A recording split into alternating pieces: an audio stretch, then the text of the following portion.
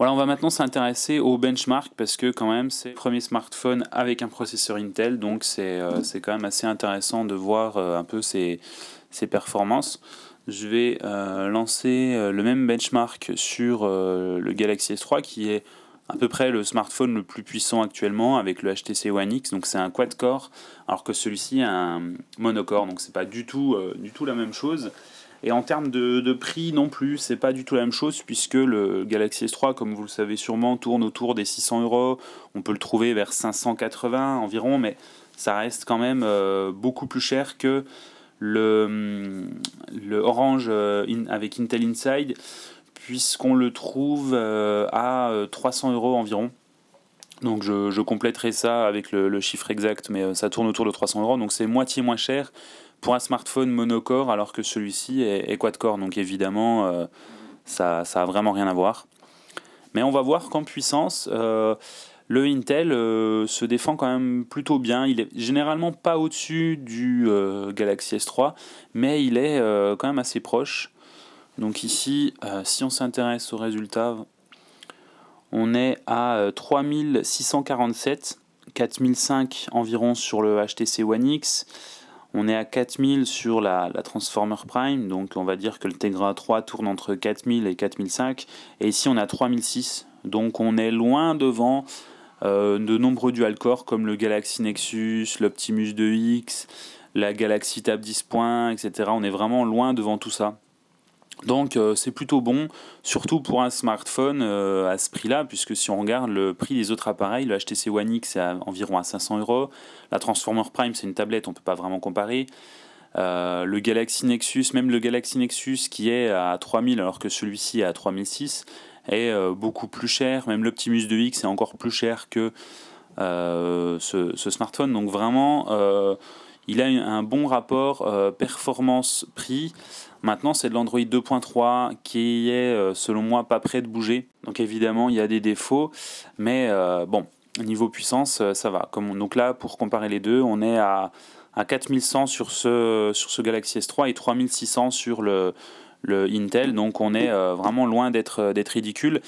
Et si on lance les autres benchmarks, alors je vais peut-être pas tous les lancer là, je mettrai des captures d'écran sur le test. Mais globalement, le Intel est assez proche du Galaxy S3, ce qui est quand même assez impressionnant vu son processeur monocore. Mais comme on le disait, c'est pas la même architecture, c'est du x86 alors que les autres c'est de l'ARM, et du coup ça remet tout en cause. Et du coup, pour une première version de ce processeur dans les mobiles, c'est quand même vraiment prometteur. C'est la toute première version mobile. Du coup, on imagine que dans les prochains mois, prochaines années, s'il y a des versions un peu plus haut de gamme, ça sera vraiment bon. Ensuite, un point quand même très important sur lequel on attendait aussi ce smartphone avec processeur Intel, c'est l'autonomie, puisqu'on a le même processeur que dans les PC qui ont de la place pour avoir des batteries beaucoup plus grosses, même les PC portables, il y a quand même des batteries beaucoup plus importantes. Du coup, qu'est-ce que ça donne ? Eh ben, en fait, c'est plutôt bon. Alors là, bon, on a 60% d'autonomie, mais de toute façon, il n'était pas rechargé à fond. Donc, on tient, je dirais, environ 2 jours avec, en s'en servant pas énormément, mais quand même avec toute la synchro activée, etc. Donc, on tient quand même pas mal de temps avec ce smartphone. Je me souviens plus de la taille de la batterie, mais en tout cas, le processeur monocore semble être quand même pas très énergivore, ce qui est du coup vraiment surprenant pour un smartphone Intel. Donc là encore, je mettrai des chiffres complets dans le test. Je vous invite à regarder ça, mais c'est quand même assez impressionnant le rapport performance sur batterie, enfin sur autonomie qui est vraiment bon. Et donc tout ça pour un prix relativement abordable puisqu'il est disponible à 300 euros nu. Donc bien sûr, si vous n'aimez pas la surcouche orange, vous n'allez pas être fan, mais vous pouvez toujours mettre une autre home à la place, comme par exemple Go Launcher, et du coup vous aurez juste le petit icône orange au démarrage, et pour le reste vous aurez une interface qui vous convient peut-être un peu mieux. Donc voilà, que penser de ce smartphone orange ? Alors il est bien et pas bien, on va dire.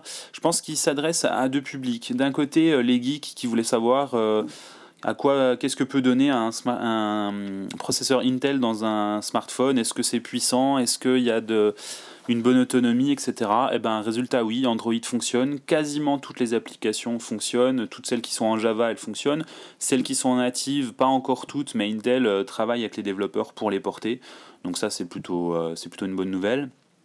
Surtout pour une première version de smartphone.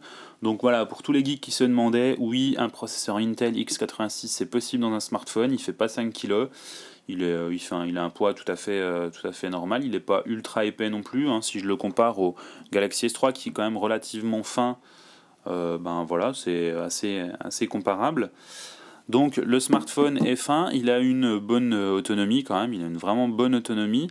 Il a une puissance quand même relativement importante puisqu'il est quand même proche du Galaxy S3 qui est juste le top actuel pour un prix 2 fois moins cher quand même.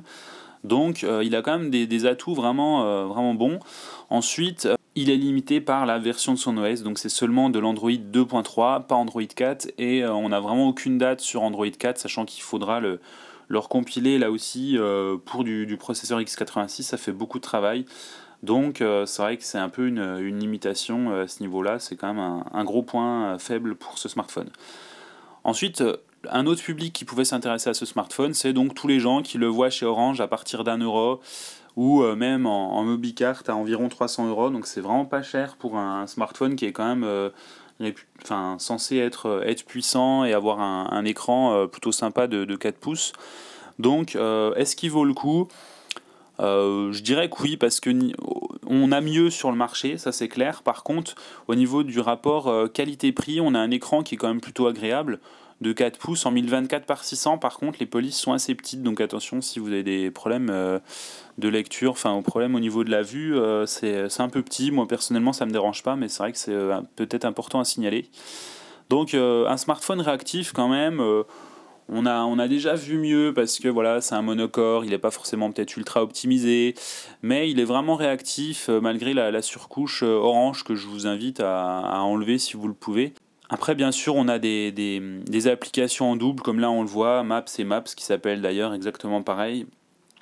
Les applications orange sont juste très très loin derrière les applications Google en termes de réactivité, de fonction, d'ergonomie, etc. Mais bon, vous pouvez de toute façon installer toutes les applications du Google Play si vous voulez, hein, ça, il n'y a aucun souci, vous n'êtes pas du tout obligé de vous limiter à l'App Shop d'Orange. Donc du coup, vous avez un bon smartphone plutôt réactif, vraiment pas cher, avec un appareil photo un peu bizarre, avec beaucoup d'options, mais qui produit des résultats plutôt moyens. Mais quand même, vous avez vraiment un bon appareil photo, je pense, un bon smartphone assez réactif, une bonne autonomie aussi, c'est important de le signaler, le tout pour un prix assez réduit. Donc un smartphone plutôt sympa et assez intéressant. Voilà, donc merci de m'avoir suivi pour cette vidéo du premier smartphone avec un processeur Intel, et à bientôt pour d'autres tests.